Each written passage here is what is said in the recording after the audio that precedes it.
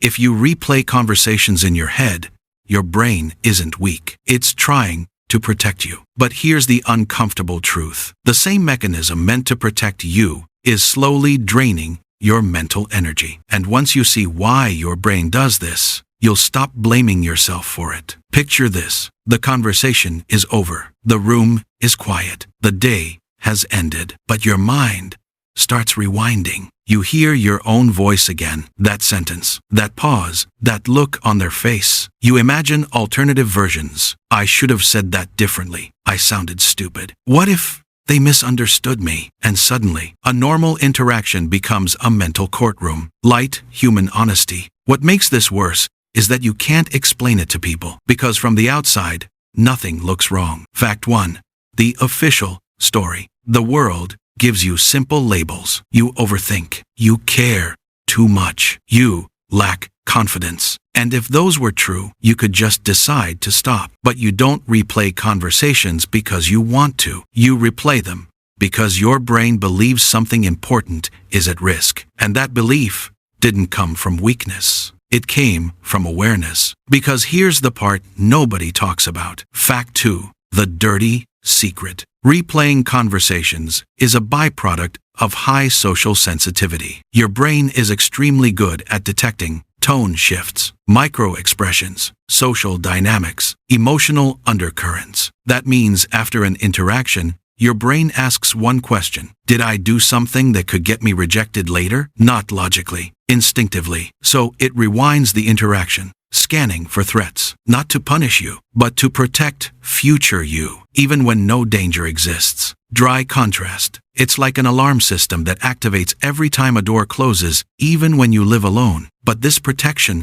comes at a cost. Fact 3. The consequence loop. Every replay subtly teaches your nervous system something. That moment was unsafe. So, next time, you filter your words more. You hesitate longer. You soften your personality slightly. That creates tension. Tension turns into anxiety. Anxiety increases self-monitoring. Self-monitoring feeds more replaying. And now, the problem isn't the conversation anymore. It's how you experience yourself in social space. Quiet line. This is why people who are intelligent, self-aware, and empathetic often feel mentally exhausted for no obvious reason. This is where self-doubt sneaks in. Why can't I just be normal? Why does my mind do this? Is something wrong with me? And eventually, you stop trusting your natural responses. You become careful instead of present, strategic instead of spontaneous, light, humor, heavy truth. Your brain becomes a full-time analyst in moments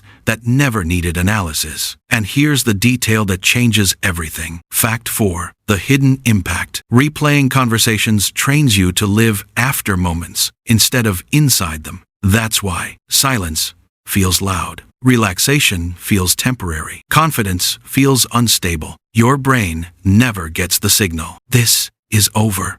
We're safe now. So it keeps carrying emotional files that were meant to be deleted, not because you're broken, but because no one taught your nervous system how to close the loop. The real reframe. Here's the reframe most people never hear. This habit isn't anxiety. It isn't insecurity. It's awareness without boundaries. Your brain is skilled, but it was never taught when to stand down. Just like a muscle that never relaxes, it becomes tired, reactive, and tense. You don't stop replaying conversations by forcing positivity or telling yourself to let it go. You stop by teaching your brain one sentence. The danger is over. That's it. Once your nervous system learns how to close social loops, the noise quiets on its own. And the exact method to do this takes less than 2 minutes after any interaction, but almost nobody uses it. I'll break it down step by step in the next video.